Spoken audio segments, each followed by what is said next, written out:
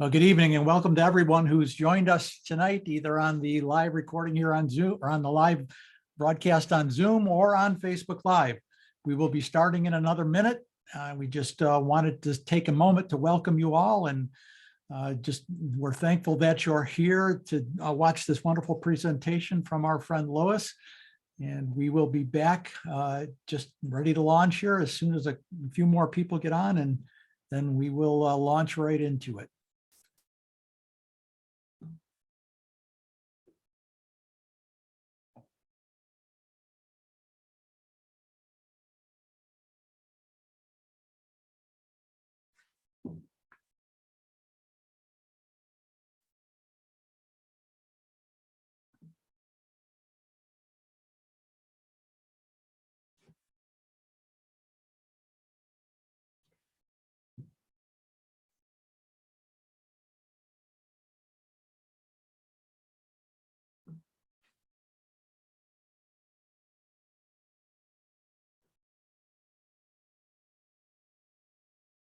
All right, I think we'll get started now, and we are just grateful for everyone who's joined us tonight.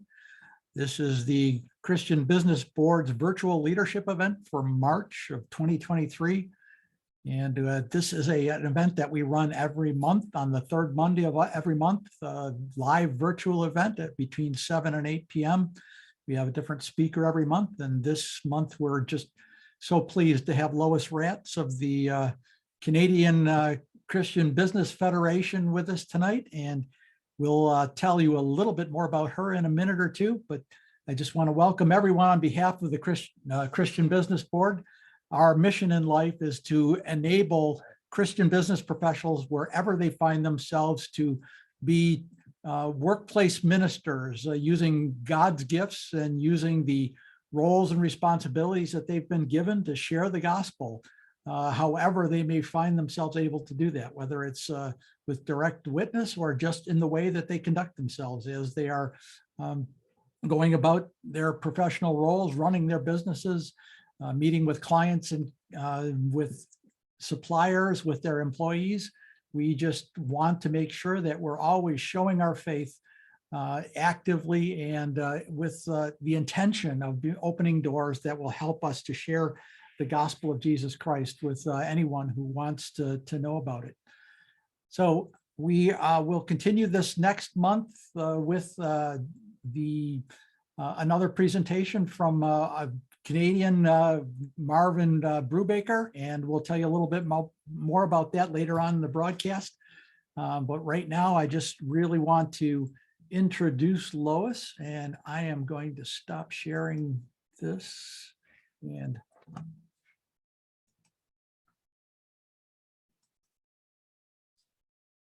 the title of Lois's talk tonight is "Now Give Me the Power." She's going to speak about empowering Christian people wherever we find ourselves in a leadership role. So we're really looking forward to that. Lois has been in business for over 35 years, and she's helped tons of individuals and organizations achieve results by leveraging their strengths and abilities using solution-focused and collaborative approaches. She's an expert at helping managers, executives, and professionals transition to their next level. Through skillful questioning and conversation, she quietly opens a space where the right change can emerge. She's an employee assistance counselor, and she has coached individuals from all kinds of organizations in many different roles and many different arenas of work. And she has also taught in the Ontario Community College system. She's been on a number of boards, and she has also run a leadership programs with some really interesting groups here, Launchpad 50K and 1K, the Project Management Institute, and amongst others. Lately, she's been mentoring community leaders with the 2 rural communities in northern Kenya, and she's constantly looking for opportunities to use her skills and abilities with people who are in need of the help that she can provide. She founded her own company, Ready to Grow Associates, in 2006, and she's been helping people through that endeavor since then.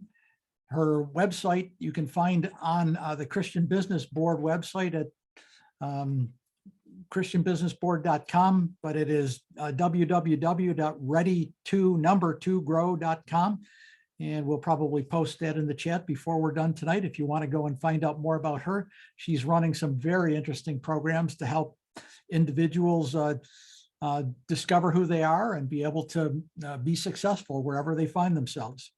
Lois and her husband, Dan, have been married for over 40 years and have 2 adult children. They attend Creekside Church in Waterloo, Ontario. And she has been an active member of the Canadian Christian Business Federation for 9 years. She currently serves on the board of directors, I believe. And the CCBF is a partner with the Christian Business Board. We're considered the chapter south of the border, I guess. So without further ado, I am going to turn it over, except I just want to offer a brief word of prayer before we turn it over to Lois. But if I left anything out, Lois, feel free to share whatever else you'd care to let people know. Father God, we just thank you for this time of being able to come together and be able to worship you by gaining skills and knowledge, and just being able to listen to Lois share of her experiences and the knowledge that she has around empowerment, Lord.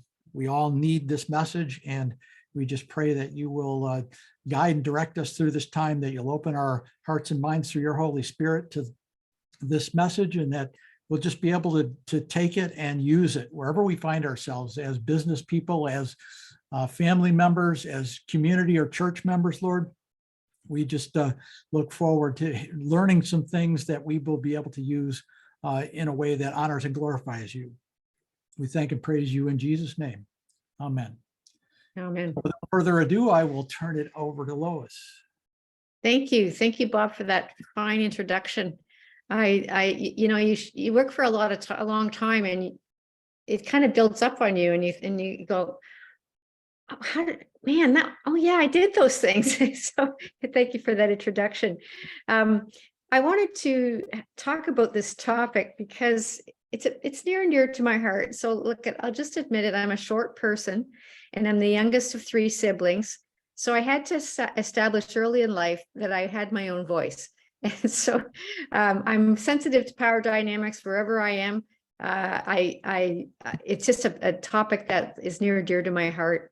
And I'm a very strong believer in our need to empower ourselves and those around us to do God's work, because that's really why we're here. So I thank you for welcoming me, and thank you for the opportunity to speak on this topic. So I'll just outline what we'd like to talk about tonight. And really, there's a lot of things going on. I was just talking about this with my family at supper time. There's just, you almost hate to open the newspaper or, go on a news website, because you never know what you're going to find there. And I won't go into the details because you know exactly what I'm talking about. So there's a lot of dangerous opportunities right now as our culture is in transition and not quite sure where it's headed. And in that arena, we want to ask these really important questions. So what is power about, and what is empowerment? What do they mean? We have so many things going on with diversity, inclusion, equity. And what does that type of empowerment mean?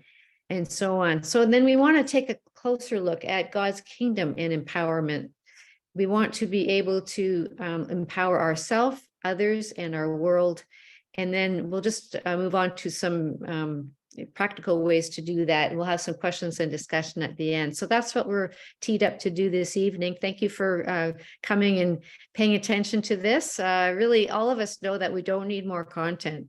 We really don't. We have way too much content. What we actually need is a lot more processes where we learn how and why to do something, like what to do and how to do it. Without further ado, I'll just keep moving on my slides here. We've got post-COVID transitions. We've got economic disruptions, wars, and rumors of wars. We have old values and institutions that are no longer trusted. And that is actually the #1 problem right there, that the trust has been eroded. So everything's up for grabs. People are exhausted and in transition. We need new ideas and motivations and models, and we need fresh energy and ideas. Now, the really cool thing is that none of this is too big a problem for God, because he's large and in charge. Faith in God is what empowers us to overcome our challenges and move forward with confidence. Faith gives us hope. And if there's one thing our world needs, it's hope. Let's think about power for a minute, because we've bandied the word about, and we all have our images attached to it. Is it like a powerful leader, or like what is it? But really, if it's a term from physics that has to do with the creation and the harnessing and the transfer of energy to do work. It's both a state and a rate. So it's a state of being able to produce results, i.e. potential energy, and it's the rate at which work gets done. We call that kinetic energy, and it's got measurements. So in terms of physics, power is pretty simple. However, if we think about power in life, it's a bit different. Power measures strength and speed. It's the ability to successfully respond to opportunities.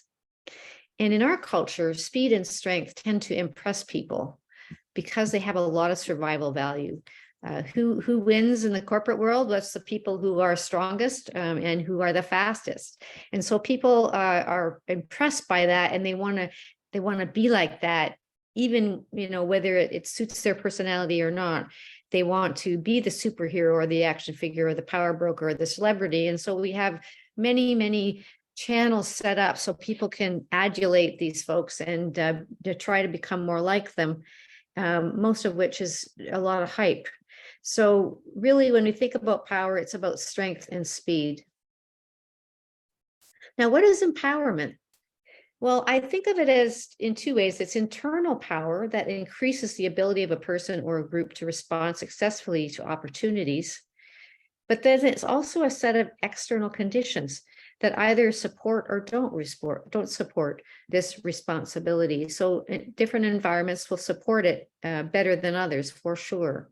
So it's important to think about empowerment and how it occurs, and how people become disempowered and how that can be corrected. If we think about empowerment in God's kingdom, Jesus talked about a lot about the kingdom of God and about money and about power. It was actually a really big theme in everything he taught. And so it behooves us as Christians to really study what Jesus taught about these things.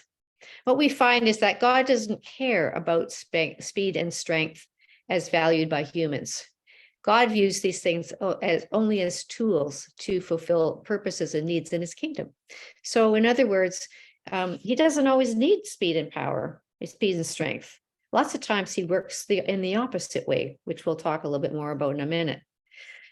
God blesses people who express his heart for our world, who are humble, who are willing to serve, who love justice, peace, and mercy in his kingdom. It doesn't mean they can't make money. It just means he doesn't want them to love it.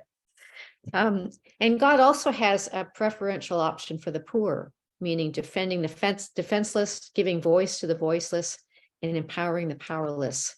So God's view of power and empowerment is not always the same as ours. And it's important to notice what the differences are. If we take a closer look at those two views, we've got the cultural view, which is sort of like just the general view, in almost every culture in the world. People want their rights. They feel like they're the expert about their life. They're here to get what they need, regardless of what that costs sometimes. They want to take back control. And if they want to take charge, like, so if it's to be, it's up to me, and I'm going to go get my thing. I'm going to do it my way. And so that contrasts pretty much a lot with the kingdom view, which is that God owns my rights. God knows me better than I know myself, and I'm here to serve God and others. I will thus give up control. And if it is to be, it's up to God and me and my community. It's a very, very different picture about power. Now, Jesus had a view of power and empowerment that's kind of encapsulated here in Philippians 2, verses 5-8, and it's explained by the Apostle Paul as he's talking to the Philippians. Paul writes, Jesus did not consider equality with God something to be used to his own advantage. Rather, he made himself nothing by taking the very nature of a servant, being made in human likeness. And being found in appearance as a man, he humbled himself by becoming obedient to death, even death on the cross. So the secret about Jesus is that he's both God, he's 100% God, and he's 100% man. And this explains how he pulled that off. He basically gave up his rights to be God and took on our form and our problems in order to demonstrate his care for us, his love for us. It's a whole different way of thinking about power. He gave up his power, and that is the source of his eternal power. Well, if we think about that model of power and empowerment, we've got these three redemptive kingdom movements. And they have to do with empowering the self and empowering others and empowering our world. So when we empower ourselves, we're getting ready to shine. And when we empower others, we're ready to serve them. And when we empower our world, we're helping it become more response-able, more resilient. And the Bible gives us all kinds of ideas about how to go about these three redemptive movements. If we take a look at being ready to shine, and we think about, well, why would we do that? Like, why is that important? Why would we care about that? It really isn't about us. It's about how God feels about us, because God delights in us. He absolutely delights in us, and he longs for us to shine. He wants only the best for us.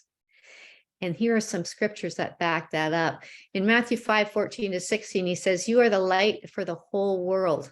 A city built on top of a hill cannot be hidden, and no one lights a lamp and puts it under a clay pot. Instead, it's placed on a lampstand where it can give light to everyone in the house. So make your light shine so others will see the good you do and will praise your Father in heaven." Psalm 18, verses 17-19 says, "The Lord brought me out into a spacious place. He rescued me because he delighted in me." Isaiah 62, 4-5. I love this one. "No longer will they call you deserted or name your land desolate." He's speaking to the Israelites. "But you will be called Hephzibah. My delight is in her." This is the name he loved, one of his nicknames for Israel. He's delighting in Israel. "And your land Beulah, or married, because I'm married to you. I'm taking delight in you. You are mine. As a bridegroom rejoices over his bride, so will your God rejoice over you." So this is such a picture of love and devotion that we see, and it's a true depiction of who God is in relation to us. This is the source of our power. It's not us, it's God.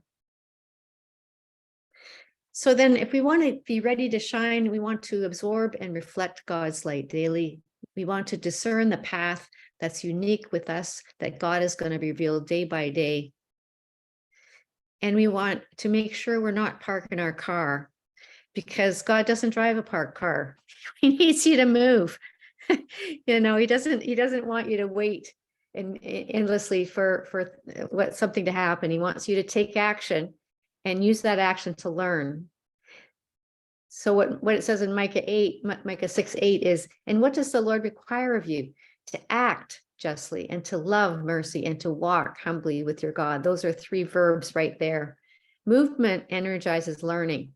So if you move in pretty well any direction and trust God to show you the way, and you learn and discern your next moves while continuing to move forward, those are the ways that God will show himself. He will show himself through the actions that we take and the people that we meet and the conversations that we have in the books that we read, even the videos we watch and all that stuff. Like, God is working in our lives every day, and our job is to discern where he's at work and follow him. So no parked cars. And then also so important to reframe fear, because we as Christians can rest on God's promises. First, perfect love casts out fear. Why do we want to get rid of fear? Why do we want to at least work it through? It's because fear creates obstacles that form shadows and block light. That's what fear does. It's its nature to do that. And God calls us past that, to leave our fears behind and reflect his light, to be ready to shine. I love this quote: be yourself. Everyone else is taken. So there are 5 practices that support self-empowerment. I'll just explain briefly what they are. These are so easy to talk about. They're harder to do. So important, number 1, is to invite God in and notice where he's at work so we can jump in the stream. As I've gotten older and older, I've gotten more, I do this more often. Like I'm kind of like always praying, and I don't have my eyes closed. And no one would know, but I'm talking to God in so many situations where I don't know what to do, or I don't know what I should say, or I don't know what's next. And so we just invite God in and we say, please show me what to do. Please open the opportunities that are there for me and let me see them. We invite God in. So then the next thing is to notice. So we notice not only our external environment, what's going on there, but we notice ourselves, our unique strengths, our skills, our style, our approach to learning, our spiritual gifts. This is a lifetime endeavor. I've been helping people with this stuff all my life, and it's endless. There's always more to learn. And there's more for me to learn as a professional, and there's more for everyone to learn about themselves, because there's so many different windows that we can look at a soul through. And the more we do, the better we understand people. So notice, seek feedback on these and notice them in others. I'm working with a woman right now who's writing her autobiography, and she's seeking feedback on it. So I'm saying to her, this is what I know about you, and here's what needs to come out in your book. And it's important for her to have that mirror, and it's important for her to notice herself. In addition to noticing, it's important to curate, because we are a collection of stories. Each individual is a collection of many, many stories, and they repeat. So we have repeating life patterns. We have archetypes. We have personas that show up in us all the time. My 2 favorite archetypes are the creator and the sage. Those are people I'm always attracted to. And I always love working with them, and we do really productive work together. So people who love to create things and people who love to learn things are really ideal for working with me, and I love to work with them. I only figured that out because I paid attention to the patterns throughout my career and said, well, which are the favorite? Who are my favorite clients? Those people. Oh yeah, well, where can I find more of those? That's an important question as a solopreneur. So then mirroring, so noticing back to yourself how you operate, your impact on others, and what works and doesn't work, and seeking feedback about our perceptions and our thoughts, getting a bit of a reality check. We all got to have those people whose opinion we trust, who we know will be honest with us. And then to affirm and absorb God's heart for you. That means cherishing yourself daily and discerning and applying the story that God tells about you, because that's the only one that's true. Right? God knows us better than we ever will know ourselves. The stories he tells about us are the ones that are true. And I can give you pages where, you got, this is the thing that's true about you. And this is the scripture that backs that up. If you need anything like that, let me know. I got some good stuff. But really, this is who we are. We are loved, and we're cherished, and we're empowered, and we're free. This is the truth. And not everything else is, up for grabs. So the second movement in our journey towards empowerment is to empower others. And I call this ready to serve our marketplace. Now, over the last several decades, the church has been rethinking our historical, secular, and sacred split, resulting in movements that support and empower Christian business leaders. And there's a lot of these, including this group that you're a part of. So there's faith at work movements, there's business as mission, transform our world, and many, many other ones. A really seminal group behind many of these movements is the Lausanne movement, which was started by Francis Schaeffer and Billy Graham. back in the 60s and 70s, there was a lot of work done. And so there's a lot of good theological frameworks that have been established that lead to right action in these movements in the business, Christians in business. So if you're interested to read more about those, check out any of these websites, and there's just so much there. So really the church, though, has always belonged in the marketplace. If you look back at medieval times, the church was just everywhere, and it was part of everyday life for everyone. Our week really begins more on Monday than on Sunday, even though we started to do it on Sunday more than Monday for a few centuries. Marketplace ministry moves beyond simply knowing what to do. We can learn that on Sunday, but really what we want to do is apply what we're learning in our work. And that takes those steps I just outlined, where we invite God in and we pay attention, and we focus on God at work and jump in the stream. So it's really about empowering others to live out of their God-given identity as his beloved children. And honestly, this is like the best news ever. This is such good news. So many people need to hear this. They are not hopeless. They are not downtrodden in the sense that they can't ever rise up. They have options, they have possibilities, and then it's up to us to help them find them. So if we think about how does that happen? Like, how do you help people make these kinds of transformations, and so that they have a stronger sense of themselves, and they want to move forward, and they have that energy and motivation? So really, we've got a before and an after picture. And I use this diagram when I'm talking with business owners about their business identity, because we have to think, and we have to put ourselves in our clients' and customers' shoes and say, well, who are these people before they meet us and our product and our service?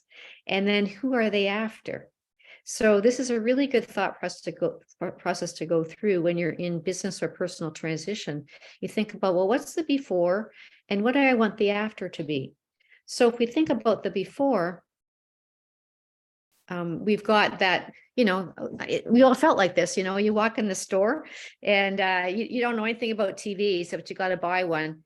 So you feel kind of afraid, like you feel like I might buy the wrong one, or you look at the wall and you can't. There's so many, you just feel overwhelmed, and So you know how it feels when we're in a before relationship with a product or service. There's a lot of difficult feelings. Sometimes we approach the situation, we're burned out. Like, when we bought some new appliances for our kitchen renovation, we were really burned out with our old ones, right? We really were open to new ideas, and so on. So you can see the before, and then we can see the after. And when we have, and I go on Amazon a lot because I don't know, it's so convenient, and they've hooked me. So you go on Amazon and you've got this need. Okay, so I need this gadget for my kitchen. I can't find anywhere else, but I know I'm going to be able to find it on Amazon. Well, I really feel relieved, right? I get intrigued and I start to ask questions, and I look at all the reviews, and then I begin to imagine what it'd be like to have this problem solved. I got baby steps, and and I go through and I end up doing my research and my homework, and I find the right product, and it solved my problem, and I feel great because now I no longer have that problem, and I can go ahead and do the things I'm designed to do because the problem's solved. This is just, it seems like so obvious. It's just that business serves a really important function in life. It's a service to people. It helps them solve problems that are getting in the way of them living their life purpose. So I can't say this strongly enough. It's really great stuff. Now, if we think about you're in the middle. You're in the middle before the before, or in the middle between the before and the after. And so how do you make that happen? There's really 3 stages here, and they're all important. And there's also 3 stages. If you're a business owner and you have employees, these same 3 stages apply. They're really movements. And I'll explain that in just a second. We want to be able to connect with our audience. We want to clarify what the range of options is. And then we want to commit to a form of action that's going to solve their problem. So these are the things that we need to do and learn to do better most of the time. We think about those three processes for empowerment in the marketplace. It's connect, and it's clarify and commit. And the hint is here that when a need is met, it goes away. And business should always be in the business of meeting needs and making them go away, even if we would prefer to not make them go away, because then we can keep this person with us and, get them to buy other stuff. That's not really why we're in business. We're in business to meet needs so they go away. And then hopefully we'll do a great job, and that person will talk about us to their friend, and you know how this goes. But don't hang on to don't make people need you so they so that they hang on, you hang on to them. It's really about getting those needs to go away by the way we behave with people. So the first movement here is connecting, and I call this the heart movement. So in other words, this has to do with how people don't care how much you know until they know how much you care.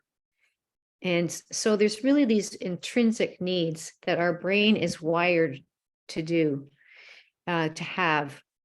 The need for basic trust, because without trust, there's no forward movement. There is no forward movement. When trust halts in the business world, there's no business. People drop away. It's a mess. So basic trust, really important. Then mirroring and affirmation, so that people know who they are in relation to you when they're in your presence. They walk into your store. Do they feel great? I hope so. They should be made to feel great. And do they belong here? Well, hopefully they do. And do we include them in what we're up to? Well, these are really important, movements in the idea of empowering our environment as Christians. Now, there's a bunch of research that's been done through the Gallup organization, which is really, anybody who's been around for a while has heard of Gallup. They came up many years ago with a Q12 survey that it is fairly famous, but not everybody still knows about it. It's a survey related to employee engagement. So the question is, well, how do we have to behave as an organization to engage the people that are working with us, and so that they want to work here? And so they put together these questions, and it's based on some really robust research. We're talking 2.7 plus million workers and 100,000 plus teams. So there's been a lot of people that have been run through this grid, and they've come up with a series of 12 questions that when your business has the answers to these questions and people in your organization know it, you're going to have a very strong organization. So if we think about the questions on the Gallup survey that relate to connection, here's how that would go. So does my supervisor or someone at work seem to care about me as a person? At work, do my opinions seem to count? In the last 7 days, have I received recognition or praise for doing good work?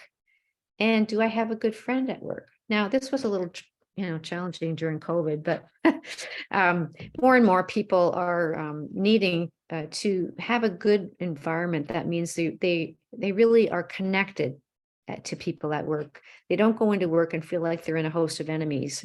And believe me, there are organizations where people feel that way. That is not good. So really, connection is so important to the health of an organization. Yeah, it's interesting. My husband works at Sun Life, and that's a very large international corporation. Sun Life was just featured in our local paper today. If I hadn't been so efficient, it would be sitting right beside me. But really, they were talking about how Sun Life behaved during COVID. And many organizations, cut out the funding for HR type activities. They cut out lots of things. But what Sun Life did is it did the opposite. So it took extra money and it focused on its employees' mental health and well-being. And their profits show it, right? The profits skyrocketed during COVID because Sun Life behaved in that way by focusing on strengthening their connection with their employees. So that's just a simple example, but it's very current. So why does connection matter? Well, here's the stats, all right. Employees who view their managers and workplaces as empowering experience 3 times higher organizational commitment, 3 times more job satisfaction, and 3 times more engagement, which means dollars in your pocket. Okay, it's going to strengthen your organization financially to have this going on in your organization, because money is a form of energy and energy is a form of money. The two go hand in hand. If you've got the wrong energy in your organization, you're not going to have enough money. There's never going to be enough money. So that's theoretically. I mean, there's all kinds of organizations that are very corrupt and are very rich. But really, if we talk about the principles that produce long-time sustainable success, it's when you treat your people right, and they're well connected to your organization, and you're well connected to them. And that's because of God's model for humankind. So God's model for humans is that of a body comprised of many members who complement and sharpen each other, and where no part is complete without the other. We all know how our body would feel if it was only a stomach, right? We don't want that. We need a body with lots of parts that talk to each other and perform well together. So that's really the model we've been given. This is why connection matters.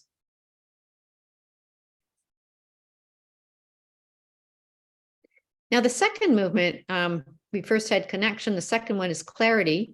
And this has to do with mind. These are the intrinsic needs related to competence and control, boundaries, expectations. We all know children who don't have those, whose parents are maybe not able to give them those. Maybe their schools aren't so good at it either. Those children tend to be pretty unhappy. You know, children need boundaries, and because they're needing those because they're forming themselves, and they need those boundaries in order to do a good job of it. Now, in terms of the organization, or if you're self-employed, that clarity is really important related to your brand identity, because you have to present yourself clearly to the world, and they've got to have a way to respond to you. That makes sense. So clarity has to do with mind, and it's very important in business.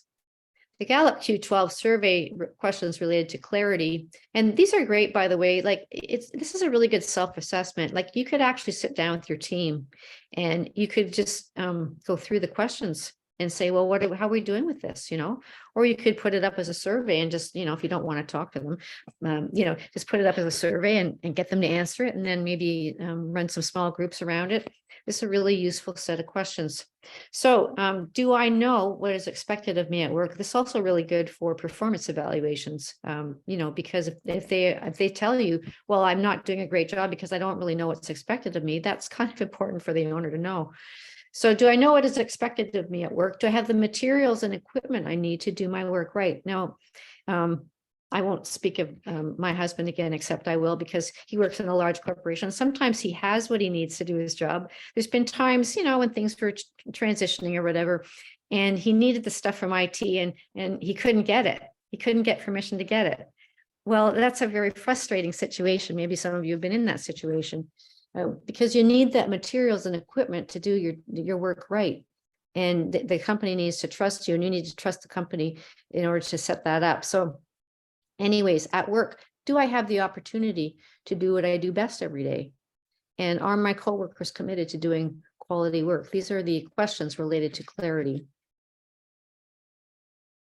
Well, why does clarity matter? As I mentioned earlier, it's really about that sense of identity. Identity has to do with boundaries. It's the ability of a person to say, well, I'm this, but I'm not that. And our company is this, but it's not that. So if the owner doesn't really know the answers to those questions, well, neither are the employees going to know, which makes for a very difficult work environment. So clarity is really important for business identity. Clarifies the true nature of issues, to discern helpful questions that probe deeper, to develop a reliable framework for problem solving and troubleshooting that would lead to eventually, a statement of guiding principles or something that come out of your values and so on. These are really important thinking processes to go through, to teach the team to think in ways that help us accomplish our vision and goals. And ultimately to produce outcomes that bless God's people and build his kingdom. This is why clarity matters. Third movement has to do with commitment, and I call this soul. These are the larger intrinsic needs, have to do with the big why that resonates and aligns with a person's values and goals. It's much easier to work for a company that you're aligned with, where you feel like you're not in a foreign country, or you feel like if you speak up, they're going to listen to you and understand what you're saying. So it's that big why that resonates and aligns with our own values and goals. And so we contribute our skills and talents in a way that makes a positive difference in the world. We feel like we can do that at work. And then we feel like we're participating and contributing to a larger narrative that goes beyond ourselves. So, if we think about the large movements that have happened in the last 30 years, we've had the entire tech world open up. There's been a massive amount of time and energy and money thrown towards that ultimate objective. Well, and the great thing is, well, we've got Google, like we have, we can look, we've got Chat GPT. I mean, each of these has their pros and cons, but all of that came out of this kind of driving towards a vision of how things could be different and to leave a legacy for future generations. So really, really important, these commitment questions. The Gallup questions related to commitment have to do with, does the mission and purpose of my company make me feel my job is important? Is there someone at work who encourages my development, helps me learn? In the last 6 months, has someone at work talked to me about my progress? Believe me, there's lots of, I've talked to so many employees, in the past when I was an EAP counselor, they just were, no one was asking who they were. And therefore, they're in this job and they're being underemployed, and could do so much more, but nobody's asked them what else they want to do. In this last year, have I had opportunities at work to learn and grow? So these are very important, the commitment questions, the big picture questions.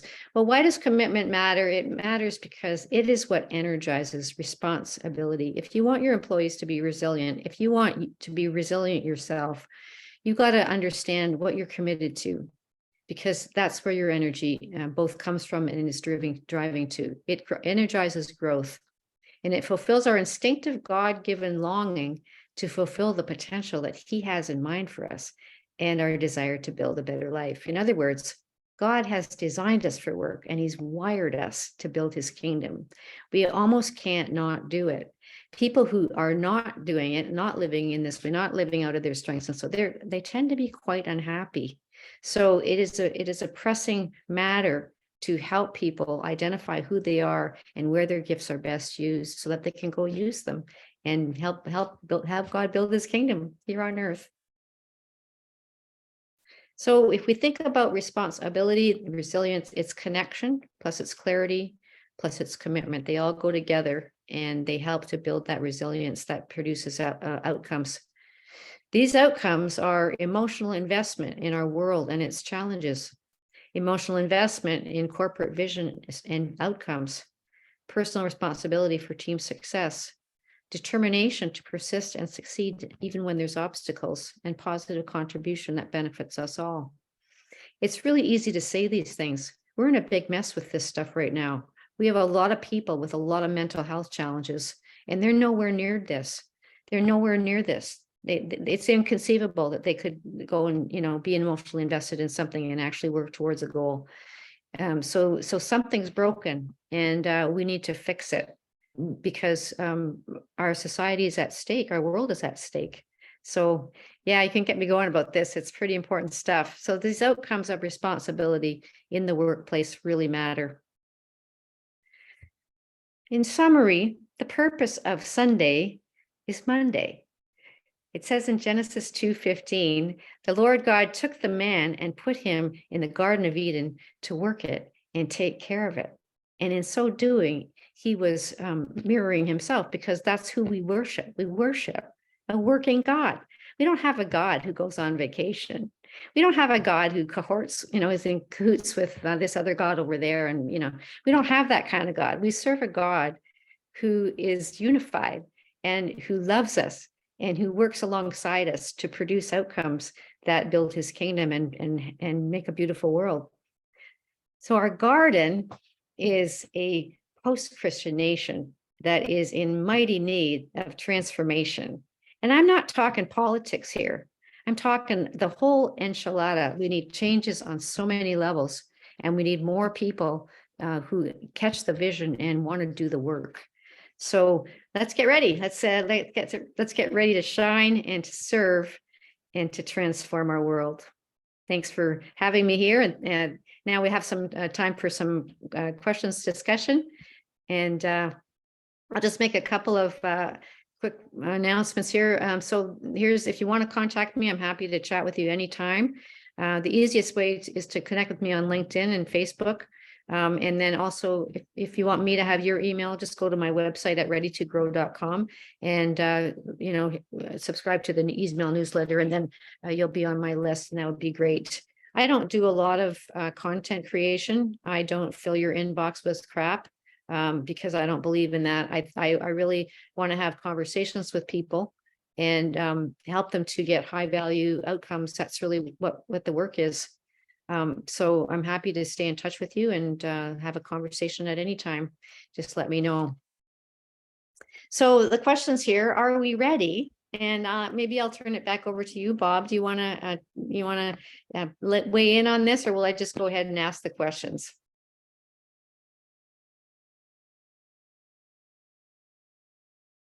I think you need to unmute.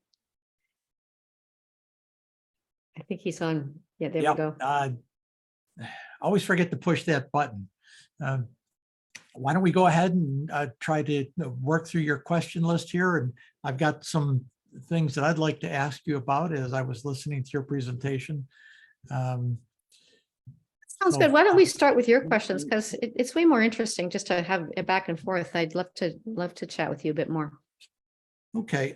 Well, I mean, you gave some very clear principles as to how we can engage with others to help them grow and be ready to, use the gifts that God has given them to be as successful as possible and to produce a result for God that will, glorify and honor Him. But I'm sure you've encountered some barriers to people being able to employ these principles. You talked about being able to, empower self and take action. That kind of touched my heart. The idea of you have to get moving, and there's that old statement of, it's much easier to turn a battleship that's moving than it is to start it and get it to change direction from at anchor. So that just kind of struck me that way. What are some of the barriers that you've seen that just bind people up and keep them from taking action? Oh, that's such a great question. I actually have collections of these. I call them gremlins, right? We all have our gremlins. Usually it has to do with our past experiences, our self-talk, and ways in which we limit ourselves and set up obstacles so that we aren't as successful as we otherwise could be. Now, again, it's really easy to talk about that.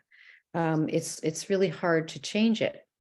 And I'll tell you what's really important if someone did want to change it is the first thing I mentioned, which is self-awareness, right? So we talked about if you want to shine your light, you have to become more self-aware.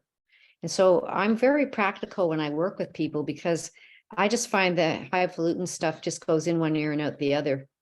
I want to make them do something. So here's what I make people do. I invite them. I invite them to do these things. So I invite them to take a sheet of paper or a Word document and divide it in half and start collecting what they hear themselves saying to themselves.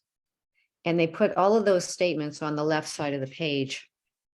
And they literally collect them for a period of time, like about a week. If you just listen to yourself, talk to yourself, and then just write down what you're hearing. Not to tell a whole entire story. It's really important to keep it short and simple because otherwise you can't really work with it. So here's the things I hear people saying to themselves over and over. And I say these things to myself too. Like I got to talk myself out of it half the time. But you'll say things like, oh, that was a stupid thing to do. Like, why did you do that?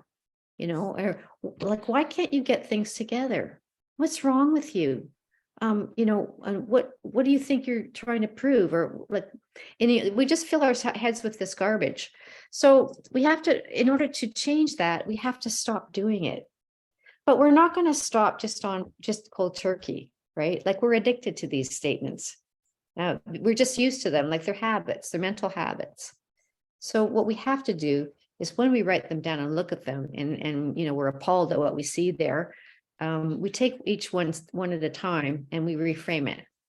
So that it becomes more positive and hopeful and actually more true. So in other words, instead of saying, well, you're an idiot, you'll ask yourself the question, okay, well, am I an idiot 100% of the time? Or is it just, 50 or 60%? But you see, if it isn't true 100% of the time, well, then it's not true.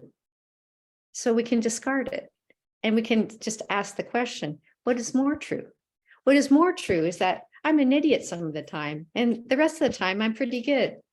And I can say that because someone so-and-so told me, so we talk to ourselves about these things that have become part of our, what I call it, inner wallpaper. Like we're so used to it. It's like wallpaper. You don't even see it anymore. And so we really just have to change our wallpaper, and we do it in a very practical way. And it takes time to retrain the brain. We don't expect this to change overnight. Does that answer your question? It's a very good answer to a very difficult question. How I struggle with it all the time. There's that dilemma of, talking to yourself about waiting for God to guide and direct you and wanting to be in his will. And, I have a hard time hearing from God at times about what he wants me to do. And that, it almost becomes, there was that expression of analysis paralysis. Sometimes it's just the paralysis of the void, right? You don't know what specifically you're supposed to be doing, and you just then sit and wait and tell yourself, well, I'm waiting on God. Well, that's not always the best thing to do. Sometimes you just got to try something and see whether he blesses it or gives you the signals that it's time to change directions. Well, thank you so much for sharing that. I respect your honesty because you are not alone. I also struggle with these things. And here's one thing I've observed about people. We have, if you think about the Myers-Briggs typology, I don't know how familiar you are with that, but basically there's 4 different main types of people. And people who are thinkers will get stuck in analysis paralysis. By definition, it goes with the territory of being a thinker. Part of the problem of being a thinker is that we can see all the possibilities. Like we can think it, like we have a lot of ideas and we need to analyze it. And so that's our comfort zone. That's all it is. It's just a comfort zone. We can get out of our comfort zone. Oh, yeah. But for INTJs like me, it's tough to move sometimes. So then I've talked about the thinking part of it, but there's also a lot of feelings that have to get worked through. And, business people are kind of allergic to touchy-feely things, which really annoys me because it's the feelings that drive everything. So if you don't understand the feelings, you're going to be operating in the dark. So we have to understand our own feelings. So like, what are the feelings that cause me to feel stuck? And I'm stuck in this right now. I'm basically at retirement age, but I don't want to retire. So I don't really know, what do I really want to do? So here's where the second part of that comes in, which is to curate that curation, right? So you're noticing, and then you're noticing the patterns of what happens, and you're taking stock and you're thinking about what would I like to see different? Because that's really what, we don't move forward by staying where we are. We move forward by forming a vision. And to form a vision, we have to collect ideas. So we curate, we collect ideas, and we write them down. So right now, what I do is I don't know if any of you have Apple computers. Like I run on an Apple Mac. The Mac has a wonderful little app at the bottom of my board here. It's called the Notepad. Microsoft has the equivalent. You can get these such notepads. But the thing I love about my Notepad is you can put a little circle beside the thing that you can tick it off, right? So all I'm saying is it's a way to keep track of what's going on inside you, just by writing it down. So I I'm writing all the time. And I've come to the conclusion that in order for my brain to work, I have to write things. I have to be writing. That's why I write all the time. I write everything down. I'm a wonderful on our board, like I'm a wonderful scribe because I can't think unless I'm writing. So I just write it all down. But, so you write it all down as it's happening. And then you set aside in your time in your calendar where you review what you've written. And maybe you're going to sit with a friend for coffee, and maybe you're going to do it together. And you're going to say, okay, well, this is what I went through this week. Like these are the things I was thinking to myself, and the things that got in the way. And then these are the experiments I'm running. I'm trying to see if I like this, and I'm trying to see if I like that. And what have you been doing? And then what happens is you kind of pull each other up, and pull each other forward. So that the mirroring and affirmation and sounding board that's part of the connection process. Those things are so important when you're in transition, because really you're just in a void. You are in a void. You're on you're just walking on rocky ground, and you don't know where you're going to stumble. I mean, it's terrifying to be in a transition, and I've been in many transitions, so I know what it feels like. But it's also very exciting. As just around the bend, God is going to reveal something to you. However, you've got to keep walking, and you might fall, but God's there to pick you up, and God will show you that, the next step. But I think part of it is just getting over the analysis paralysis and just rediscovering the joy of discovery, right? So you become a scientist in your own life. Yeah. I think the other side of the coin, though, is when God is asking you to do something that is not in your wheelhouse, where you have no experience, you don't feel like you have the knowledge or the skills or the tools to accomplish it, yet he's still asking you to step out in faith. Trying to find that balance point of having that faith that he will provide step by step. If he's asking you to do something that is brand new, that you're feeling really uncomfortable about, you need to be ready to step into it anyway, and again, get moving and trust that you take the step, and he'll show you the next step. He'll show you where to step the next, in the next moment. I'm rewatching the Chosen again, and I started with season 1. I'm into season 2 now before I get into the new season 3. And as I'm watching that, it's amazing me to watch Jesus operate with his recruits. And as you were speaking, there were a number of different things in that particular series that just spoke so powerfully to the principles that you're talking about here. Jesus modeled the things you're talking about extremely well, and in very way that whole series makes the process seem so personal, because all of his disciples were questioning, why did he pick me? And at some point, I think the last episode I watched, someone asked him, and he said, I have a very specific reason for recruiting every one of you, and that will be revealed with time. You just have to trust now that that's the case, that I want you here for a purpose. It's hard for us adults, like we almost have to hang on to the spirit we had as a child, where we didn't really care, right? We just went and did it. I like the lean startup model, right? The lean startup is basically, fail fast, fail cheap, and fail often, because you have to fail to learn. And, as we get older, we think, oh, well, I'm old enough now, I don't need to fail anymore. I don't really like failure, and I'm not going to do it anymore. So that you could do that, except first of all, you'd get old really quick. Second of all, it's no fun, because experiments are fun. Right? They're fun because we get to see new things and go new places and try new behaviors and see what happens. So, and we have to hang on to the fun part of that, because otherwise it really is terrifying. I mean, if you're walking into a room full of strangers and you have social phobia, that isn't going to feel fun. But if you want to network, then you still have to do it. So it's that kind of thing. I loved in your 3 processes, the connect, clarify, and commit, that you sort of focused on the heart side of things. Again, thinking about Jesus' model, that's the way he always approached people, right? From a heart-based approach. Let's discover what their needs are, meet their needs, and that then opens them up to influence by us. I just think that's such a powerful, philosophy for being able to minister to people in the workplace. And as business professionals, we're in a perfect place to do that. We are designed by the nature of what we do to meet needs, as you said.